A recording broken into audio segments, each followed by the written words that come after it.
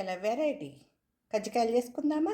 Cup జొన్న పిండి, cup గోధుమ పిండి, చిన్న దనిసిగడ్డ, లోపల పెట్టుకోవటానికి కొబ్బరి, ఇలాచి, బెల్లం, పిండి కలపడానికి కొంచెం ఆయిల్, కొద్దిగా సాల్ట్ కూడా.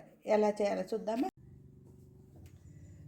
గోధుమ పిండి, దనిసిగడ్డలు మిక్సీ పట్టింది, జొన్న పిండి వేసి, ఆయిల్ వేసి,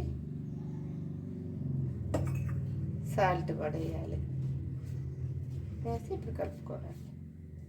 వేసాం కదా సాల్ట్ కూడా, ఇట్లా కలుపుకుంటే అయిపోతుంది. పిండి కలిపా కదా, మెత్తగా ఉంది. ఇప్పుడు 10 నిమిషాలు క్లాత్ వేసి పెడదాం. మిక్సీ పట్టుకుందాం అన్నమాట. ఇప్పుడు కొబ్బరి వేసి, నెయ్యి వేసా, కొబ్బరి వేసి మిక్సీ పెట్టాలి. నెయ్యి, బెల్లం, కొబ్బరి వేసి మిక్సీ పెట్టా. ఇప్పుడు ఫ్రై చేద్దాం. ఇప్పుడు పిండి చూడండి, గిన్నె బోర్లు ఇచ్చా, మెత్తగా బాగుంది. ఇప్పుడు చపాతీ చేసుకొని కజ్జికాయలు చేద్దాం.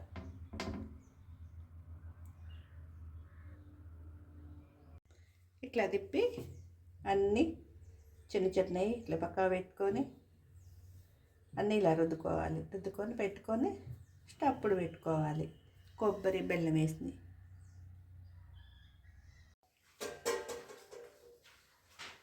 ఇలా చేస్తున్నా చూడండి, ఎంత ఈజీయో, టక్క టక్క అయిపోతుంది.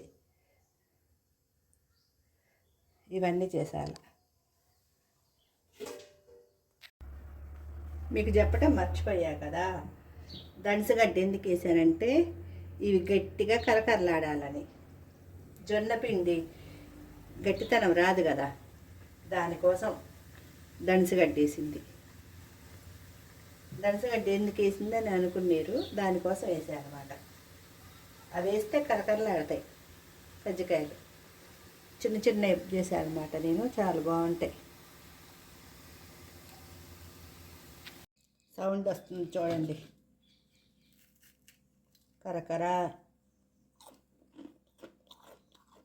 ఇది దనిసగడ్డ వేయటానా కరకర సౌండ్ వస్తుంది. చాలా బాగుంది.